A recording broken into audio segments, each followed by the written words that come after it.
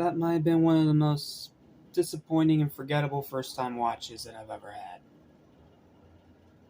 Now, not a bad movie. Let me get that out of the way. Not a bad movie. We haven't hit any bad ones yet. But I did have expectation, because this is another one of those super beloved, highly regarded ones. But watching it, I just didn't get it. Maybe it's because I'm not a super romance movie type guy, but I saw a really good movie that I'm gonna forget in like one day, maybe 2 days tops. Outside the Siamese song, that freaking thing is catchy. Even though it might be racist by today's standards. Who knows? Point is, I don't have a whole lot to say about this movie, so this is going to be another pretty short review, even though it's not an unscripted review. So, just want to make that clear. That way you guys are prepared for a pretty short, brief video. Now, I know a lot of you are big fans of this movie, and if you are, totally cool. You're allowed to like whatever you like, and I respect your opinion as long as you respect mine. But this one definitely falls into the overrated category. I'll do my best to explain, but it's going to be really hard to do that without spoilers, so I'll give a general overall view of my thoughts and leave it at that. So let's talk about Lady and the Tramp.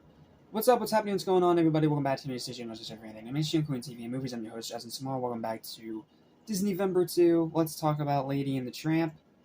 One of the most disappointing first-time watches I think I've had in quite some time. As in, of older movies, not first-time watches of newer movies. I've seen way worse than this year. But I still went in with expectation, and I came out pretty disappointed. I don't really have a whole lot to say. This is my written review. Pretty short. Hope you enjoy.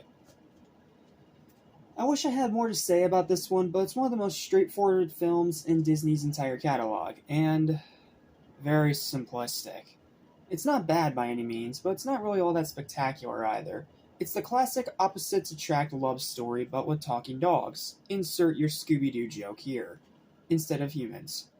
It's cute, and it's worth your time if you're a dog owner, or if you love these kind of cheesy romance movies, but outside the Siamese song, which is going to be stuck in my head for weeks, and very beautiful animation, I will not take it away from this movie. This was entirely hand-drawn 2D animation, and it looks beautiful.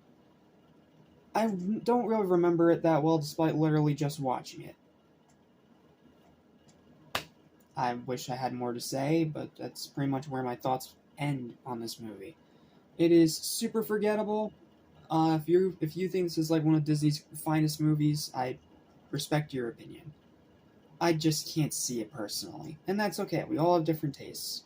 That's what makes movie discussion fun. So, final verdict for this movie: it's still a solid 7 out of 10. It's still a very good movie. I just expected more after such high praise.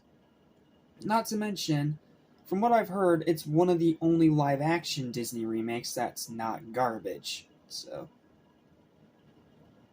yeah, I kind of expected more, but maybe that was my fault.